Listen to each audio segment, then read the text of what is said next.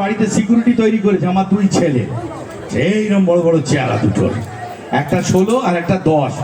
বাড়ি থেকে মাকে রিপোর্ট করেছে, বলছে বাবা গেছিল পেট্রোল পাম্পে তেল আনতে, মেয়েরা তেল দিচ্ছিল। তো আমি জিজ্ঞেস করছি, দিদি আপনি কতদিন ধরে এই কাজ করছেন, কতদিন ধরে চলছে? তো তিনি আমার সাথে কথা বলেছেন। ছোট ছেলে গিয়ে মাকে বলেছে, বাবা বাইরে ওই পেট্রোল পাম্পে যে আন্টি ছিল তার সাথে কি মিষ্টি মিষ্টি করে কথা বলছিল, আর তোমাকে দেখে খ্যাট খ্যাট খ্যাট খ্যাট খ্যাট খ্যাট। এই আমার কপাল। তো ধন্যবাদ, কত দূর বাড়ি থেকে রয়েছি, খুব তাড়াহুড়ো আছে একটুখানি, ফাংশনে তাড়াহুড়ো করবো, প্রতিটা জিনিস ফেরত দিয়ে যাব। কালকে সকালবেলা 6টার সময় ওরা আছে আকাশে, 4টের মধ্যে পৌঁছতে হবে দমদম এয়ারপোর্ট, বুঝতে পেরেছেন তো? না হলে বুঝতে পেরেছেন, এমন কিছু হলে হতো না, যাকে নিয়ে যেতে হবে একমাত্র ফাঁসির অর্ডার সেই দিতে পারে, মানে আমার বউ।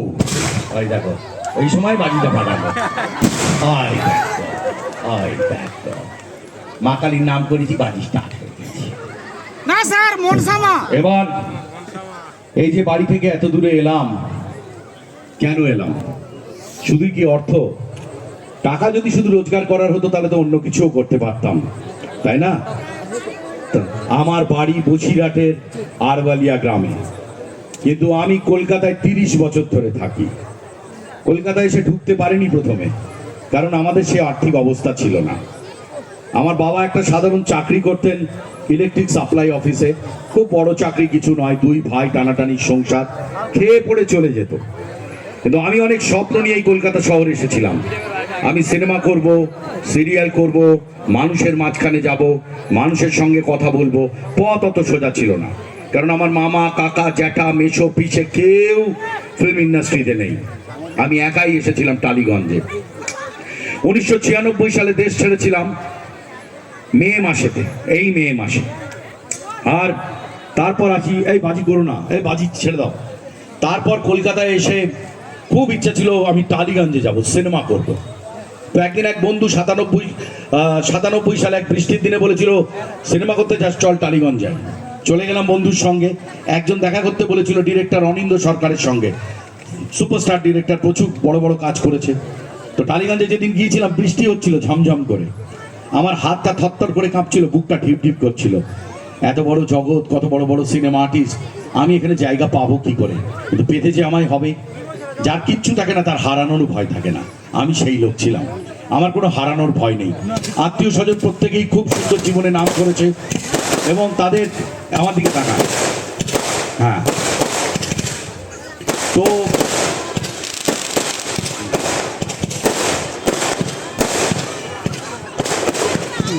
বললো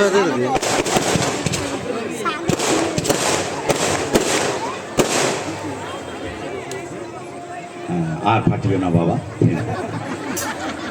তো তো তারপরে আত্মীয় স্বজনরা খুব, মানে সবাই খুব সেটেল কলকাতার বুকে থাকে, আমরা পারতাম না। আমি ব্যারাকপুরে থাকতাম, ছোট্ট একটা ঘরেতে, বাবা আর আমি।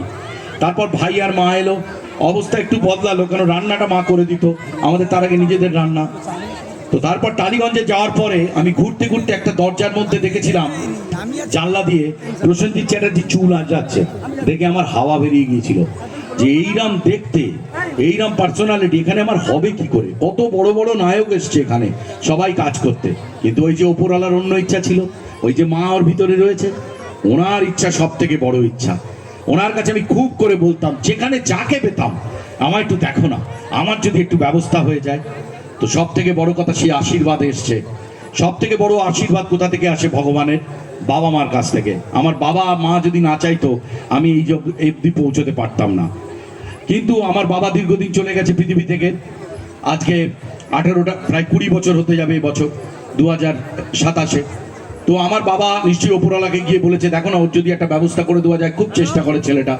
আমার মা আজকেও জিজ্ঞেস করছিল, তো ফাংশন সেই মেদিনীপুর, কত বছর ধরে মেদিনীপুরে যাতায়াত আমার, এবছর 22 থেকে 23 বছরে পড়বে আমি মেদিনীপুর যাতায়াত করছি। তো তাদের আশীর্বাদ। তারপরে আরেকটা আমার সাক্ষাৎ ভগবানের রূপ আছে আমার উপরওয়ালা। কি? যেমন ধরুন, আপনার বাড়ির কারুর রক্তের দরকার পড়লো, কারুর কিডনির দরকার পড়ে, দেখবেন বাড়ির লোক দিতে পারে না, ম্যাচ খায় না। দরকার পড়ে লোক কোথা থেকে দিচ্ছে? না নন্দীগ্রাম থেকে দিচ্ছে। না হলে মেদিনীপুর থেকে দিচ্ছে, না হলে দেখবেন হেরিয়া থেকে দিচ্ছে। তাহলে আপনার শরীরের সঙ্গে যার মিল আছে সে দূরে কোথাও বসে আছে, এই কার আবিষ্কার? ওপরওয়ালা, তাছাড়া তো আর কিচ্ছু না। রাতের অন্ধকারে আপনি মহিষাদল থানার মোড়ে দাঁড়িয়ে আছেন, ঝমঝম করে বৃষ্টি পড়ছে, আসতে পারবেন না, বাজ পড়ছে। ভগবান যদি মনে করে ওই দিন রাত্রিরে আপনার বাজ পড়ে মৃত্যু, আর ভগবান যদি মনে করে যে ওকে বাড়ি পাঠিয়ে দেবো, তাহলে দেখবেন একটা ভাঙা টোটো আসছে, তাতে করে আপনি বাড়ি পৌঁছে গেলেন। কিন্তু এই ভগবান কিন্তু ওই টোটোওয়ালা নয়, টাইমিংটা ভগবানের করে দেওয়া। তাহলে আমার ভগবানকে আমার মা বাবার পর কেন? এইরকম একটা গরমের রাত্রে না ঘুমিয়ে যারা এই ফাটা মাটির ওপরে একটা প্লাস্টিক পেতে আমার অনুষ্ঠান দেখছেন, আমাকে একটু সময় দিয়েছেন, হাওয়া খাচ্ছেন, পোকা কামড়াচ্ছে, আপনারাই তো আমার সাক্ষাৎ ভগবান। আপনাদের টাকা আমার বাড়ি চলে, আমার ছেলেরা খেতে পায়, আমার বউ সংসার চালায়, আপনাদের পায়ে আমি প্রণাম করি। হাততালি দেওয়ার কিচ্ছু নেই। এই যে কথাটা বললাম, আমি সত্যি কথা বললাম, আমি মিথ্যে কথা বলি না। আমি যা রোজগার করি না, আমার এত আশীর্বাদ ভগবানের, আমার মিথ্যে কথা বলতে হয় না, আমি এমনি রোজগার করতে পারি। আমার 26 বছর ধরেই এইভাবে চলছে। তা বলে যে আমি মিথ্যে কথা বলি না তা নয়, মিথ্যে কথা আমি বলি, ওই একজনের সঙ্গে বলি, যেখানে আমার একজন বলে দিয়েছে ওরে কখনো পুরো বলবি না, ওর নাম অর্ধাঙ্গিনী, অর্ধ দিবি, ফুল দিলেই কিন্তু বেঁকে যাবে। বুঝতে পেরেছেন কার কথা বলছি? শ্বশুরের মেয়ের কথা বলছি। তো এইখানে আমি সত্যি, এটা সত্যি। আর আমার অনুষ্ঠানে কেউ আর হাততালি দেবেন না। আপনি যে আমার অনুষ্ঠান দেখছেন, এ আমার 7 জন্মের ভাগ্য। অনেকে আছে না, কিছু বললি বলে, এ বললে বলে হাততালি দাও, বি বললে বলে হাততালি দাও। আমার অনুষ্ঠানে হাততালি দিতে হবে না, হাত তো ব্যথা হয়ে গেছে ভোটের প্রচারে হাততালি দিতে দিতে। এখন একটু বসুন তো, চুপ করে একটু শান্ত হয়ে একটু বসুন। হ্যাঁ, দেখুন এখন কি হচ্ছে, একটু দেখুন, মনে মনে খুব সুন্দর হবে। তো যাই হোক, এখানে একটা জিনিস দেখে আপনারা খুব খুশি হয়েছেন, সিনেমার পর্দায়, টিভির পর্দায় যেরকম দেখায়, সামনে থেকে আমি দেখতে আরো ভালো, তাই না? এরকম একটু হ্যাঁ লম্বা চওড়া আছি। হ্যাঁ, আমার কিন্তু আমি নায়ক হতে এসেছিলাম, আর নায়ক হবো না কেন? আমি উত্তম কুমারকে দেখে বড় হয়েছি, সৌমিত্র চট্টোপাধ্যায়, রঞ্জিত মল্লিক, মিঠুন চক্রবর্তী এবং প্রসেনজিৎ চ্যাটার্জি আজকে পদ্মশ্রী পেলেন, আমাদের বোম্বাদা, তারপরে তাপস পাল, তার মতো আমার গাল, দেখুন নায়কের মতোই সব। কিন্তু মুশকিল হলো এইটা উঁচু হয়ে গেল, এইটা উঁচু হলে আপনারা নায়কে কেউ নেবে না। আর আমি খেতে খুব ভালোবাসি, আমার কিছু হোক না হোক আমার খাওয়াটি থালা ভর্তি চাই। আমি রোজ রাত্রিবেলা বউ জিজ্ঞেস করে কাল কি হবে, 2 ছেলেও লেগে পড়ে আছে। এখন বউ বলে আমি এরকম হাগরে ফ্যামিলি দেখিনি, রাতের বেলা সকালের খাবার, সকালে খেয়ে উঠে বলে রাতে কি খাবো, এই ওই তাই চাই, আমাদের সারাক্ষণ খাচ্ছি। বুঝতে পেরেছেন? তো আমরা খেতে আমি এত ভালোবাসি, আমার ছেলেরাও ভালোবাসে। তো অনুষ্ঠান করতে গেলে কিছু একটা করতে হয়, প্রথমে সেটা গান গাইলাম। বাংলা সিনেমা করতে এসেছিলাম, নায়ক হওয়ার জন্য হয়নি বলে আমার কোনো দুঃখ নেই। আমার দেখতে দেখতে 26টা বছর কেটে গেল এই বাংলা ফিল্ম ইন্ডাস্ট্রিতে, আপনারা চালিয়ে দিলেন আমাকে। তো আমি আবার গানে ফিরে যাব। কুমার শানুর গান গাইবো বলে ঠিক করেছিলাম একটা সময়, যখন ভেবেছিলাম যদি সিনেমা জগতে কিছু না হয় তাহলে গান গাইবো। কোনটি শিল্পী হব, কিরকম? কিশোর কুমারের গান গাইবো, কুমার শানুর গান গাইবো, মোহাম্মদ রফির গান গাইবো, তাহলে